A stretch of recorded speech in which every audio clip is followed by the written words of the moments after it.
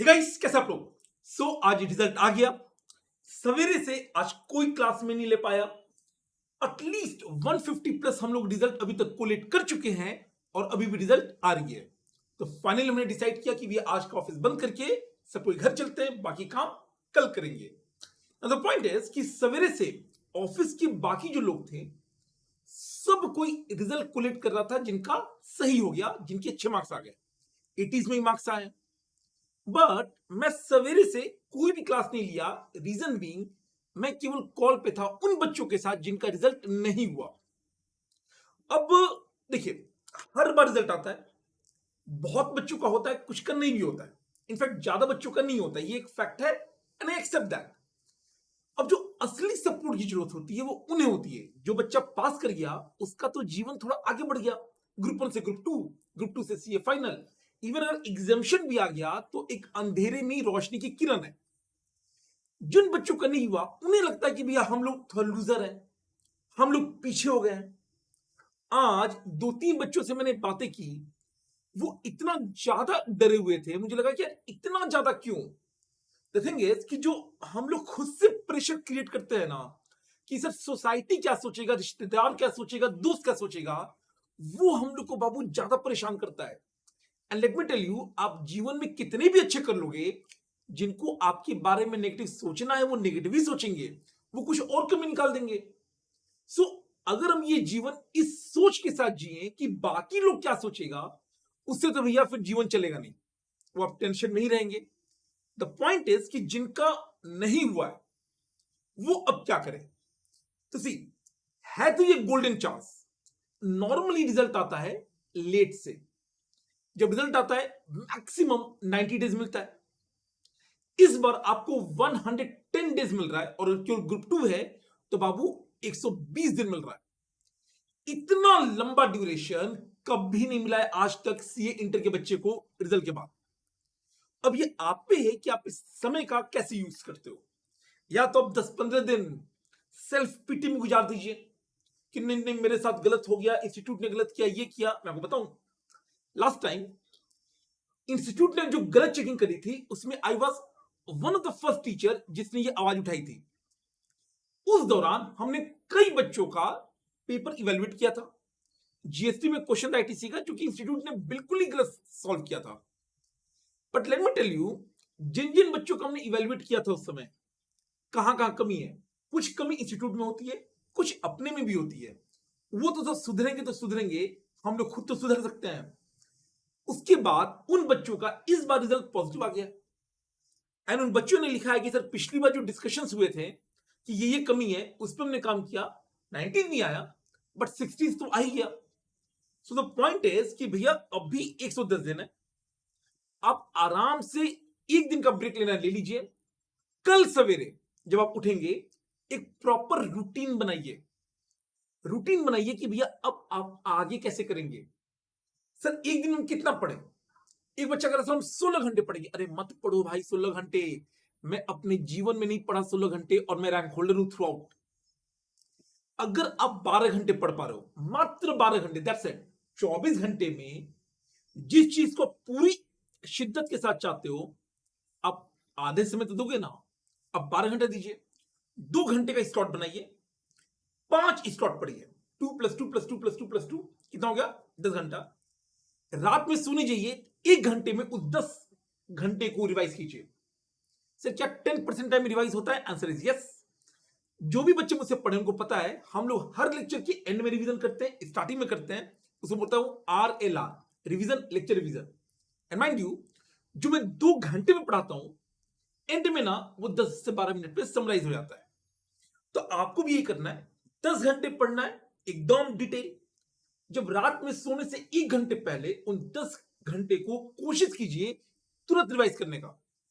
और जब अगले दिन उठिए, पुराने दिन के जो 10 घंटे हैं जो अपने रात में रिवाइज किया था, दोबारा से रिवाइज कीजिए। लेयर क्रिएट कीजिए, लेयर।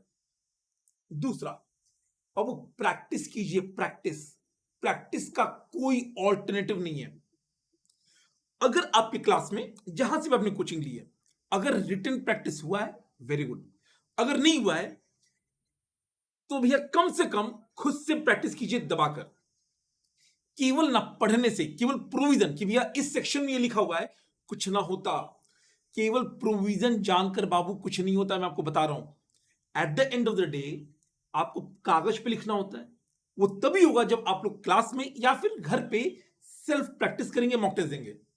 तो प्रैक्टिस को ना इन्वॉल्व कीजिए। अगर 2 घंटे आप पढ़ रहे किसी सब्जेक्ट को, कम से कम आधे घंटे का बाबू रिटर्न रखिए, 1.5 आवर्स का याद करने का रखिए। सो याद एंड प्रैक्टिस एक साथ चलेगा। एंड द पॉइंट इज कि सर मेरा 2 अटेम्प्ट निकल गया, 3 अटेम्प्ट निकल गया, क्या मैं बहुत डिले तो नहीं हो गया?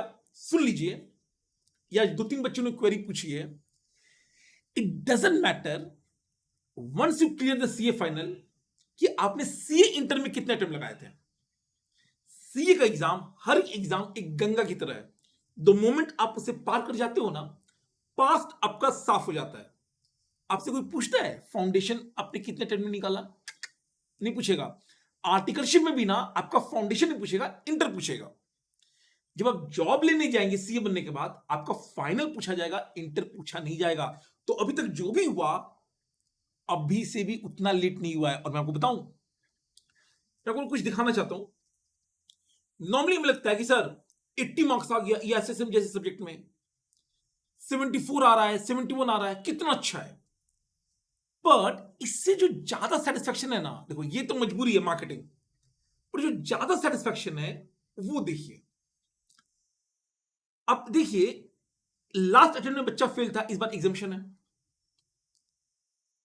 अगर ये कमेंट पढ़ पाएंगे, थर्ड पैरा में ये इनका 5th अटेम्प्ट था। 5th। हम लोग 1 अटेम्प्ट 2 अटेम्प्ट के बाद हार मानने लगते हैं। यहां पे बच्चा 5th अटेम्प्ट में निकल गया ना, सीए फाइनल में वो पहुंच गया। कोई नहीं पूछेगा बेटा इससे 4 अटेम्प्ट में निकला, 1 में निकला या 5 में निकला। अगर ये सीए फाइनल पहली बार में निकाल देता है, एकदम सही है, कोई डिले नहीं हुआ है। यहां देखिए 7th अटेम्प्ट। एंड अगर आप देखेंगे इन सब में कॉमन, इन सब बच्चों से ना मेरी बातें हुई हैं।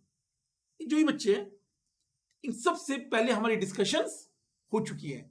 द पॉइंट बीइंग कि भैया आप जहां भी कर रहे हैं, मेक श्योर कि आप ना क्यों प्रोडक्ट नहीं लीजिए। सामान नहीं है ना कि हम गए, पैसा दिया, चावल लिया, चीनी लिया, घर आए, दैट्स इट। अगर आप कहीं से भी कोचिंग ले रहे हैं, कहीं से भी पढ़ रहे हैं, एटलीस्ट वहां से लीजिए जहां से आपको सपोर्ट मिले, वो कोई भी हो। एंड मोमेंट तक बाबू सपोर्ट मिलना चाहिए। अगर आपने कहीं पर भी पैसे दिए, कितने भी दिए, वो 1000 हो, 2000 हो या 20,000 हो पर सब्जेक्ट, एटलीस्ट सपोर्ट आपको मिलना चाहिए। और ये आपका हक है। अगर नहीं मिला तो आपको डिमांड करना चाहिए कि मॉक टेस्ट होना चाहिए। कोई भी हो, उनकी जिम्मेदारी है किसी भी फैकल्टी की कि वो आपके अपने सब्जेक्ट का, जिसका उन्होंने सेल किया आपको, उसका मॉक टेस्ट है, उसका इवेल्युएट करें, उसका फीडबैक दें। खुद से नहीं कर सकते तो किसी और से करवाएं।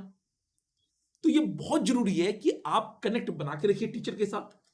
जहां आपको लग रहा है कि दिक्कत है, वहां पर उनसे गाइडेंस लीजिए। अगर वो नहीं दे रहे हैं तो भैया फिर आप उनको अकाउंटेबल ठहराइए। और मुझे लगता है कि बहुत सारे टीचर देते हैं, हम लोग तो भैया पूरा ही देते हैं। अब द पॉइंट इज कि सर अब हम आगे कैसे करें। तो सी, अगर आपका किसी भी सब्जेक्ट में कंट्रोल है, देखो मार्क्स एक अलग चीज होता है। हो सकता है कि आपका कंट्रोल बहुत अच्छा हो, मार्क्स नहीं आए किसी कारण से, तबीयत खराब हो गई, उस दिन ब्लैंक हो गए, वो अलग पॉइंट है। अगर कोई बच्चा एग्जाम हॉल में ब्लैंक हो रहा है, भैया मॉक टेस्ट दो, सुधरेगा। बट अगर कॉन्सेप्ट में दिक्कत है ना, देखिए अगर कॉन्सेप्ट सही है तो सेल्फ प्रैक्टिस कीजिए, कोचिंग की जरूरत नहीं है। रिवीजन लेक्चर सबको ही डालता है, हम लोग भी डालते हैं। रिवीजन से काम चल जाएगा अगर कॉन्सेप्ट में दम है तो। बट अगर कॉन्सेप्ट में ही ऊपर नीचे है तो आइडियली आपको फिर कोचिंग लेनी चाहिए। बट अगेन बहुत सोच समझिए, क्योंकि वहां पर पैसे से ज्यादा आपका समय इन्वेस्ट होता है। अब कई बार लोग बोलते हैं कि सर हम फ्री में दे रहे हैं। फ्री में कुछ नहीं है, समय आपका ही है। और अपने समय का ना वैल्यू कीजिए। जहां भी आप समय इन्वेस्ट कर रहे हैं, ट्राई टू एक्सट्रैक्ट मैक्सिमम। और एक बार जान लो, आप सबने सुना होगा वंडर वुमेन। ये मैं एग्जांपल देता हूं। वंडर वुमेन गैल गैडोट है, अभी इंटरनेशनल स्टार है। आपको पता है एक समय था जब हमारे देश की तनुश्री दत्ता ने गैल गैडोट को ब्यूटी कॉन्टेक्स्ट में हरा दिया था। Just imagine this, Tanushree Dutta 2004 में गैल गैडोट को हराकर आगे निकली थी। गैल गैडोट अभी कहां पर है आप सोचिए, देखिए वो एक मूवी का 500 करोड़ 800 करोड़ रुपए ले रही है। सो थिंक इज ना कि जीवन में ऊपर नीचे होते रहता है। अगर आप थोड़ा सा पीछे हो ना, इट्स फाइन, शांत रहिए, खामोश रहिए और मेहनत इतनी अच्छे से कीजिए कि जब रिजल्ट आए ना तब शोर मचे। ये जितने भी बच्चे हैं आप टेलीग्राम पे जाओ, मैंने तो सारा डाला भी नहीं है, सब आज बहुत खुश है। बट वो क्यों खुश है? क्योंकि उन्होंने पिछले कई महीनों से चुपचाप बंद कमरे में पढ़ाई की है। तो आप भी भैया कीजिए और अनड्यू प्रेशर नहीं लेना है। 12 घंटे ही पढ़ना है ईमानदारी से। इस 12 घंटे में कोई ब्रेक नहीं, मतलब 2 घंटा फिर 15 मिनट ब्रेक, तो मैं 12 आवर्स इफेक्टिव कह रहा हूं। इस 12 घंटे में आपका मोबाइल ऑफ या साइलेंट या एयरप्लेन मोड पे हो, किसी और वैरायटी का डिस्कशन ना हो। हाँ, उसके बाद आप 1 घंटा रखो ना अपने दोस्तों से बात करने के लिए, वो भी किससे? उससे बात करो जो आपको ना थोड़ा पॉजिटिव फील कराए। आपके कोई कजन, कोई दोस्त, कोई भाई होगा जिससे आपको ना अच्छा फील आता होगा। कुछ लोग होंगे जो आपको या तो नेगेटिव होंगे, उनसे बाबू दूर रहिए, क्योंकि जो नेगेटिविटी है ना वो बहुत जल्दी अट्रैक्ट करती है, बहुत जल्दी, बहुत कंटेशियस होती है। तो नेगेटिविटी से दूर रहिए। उन लोगों से बातें कीजिए, भले वो सीए का हो या सीए का ना हो, जिससे आपको थोड़ा सा अच्छा फील हो, जो आपको ना थोड़ा पॉजिटिव बातें करे। And at the end of the day बाबू, जो आग है ना वो अंदर से आती है। जो फायर है, ऊपर से मोटिवेशन का अगर आपको डेली तड़का चाहिए तो फिर शायद सी आपके लिए नहीं है। The fire has to come from within. कभी कभी आग की जरूरत पड़ती है बाहर से, बट अल्टीमेटली वो जो अर्ज है, वो जो चाहत है, वो अंदर से निकलना चाहिए। ठीक है, इस पे काम कीजिए। And at the end of the day हमने इस बार सोचा कि भैया कुछ अच्छा करते हैं। हमने कल एक फास्टे की बातें करी थी और मैंने बोला था 2500 पे हम लोग निकालेंगे।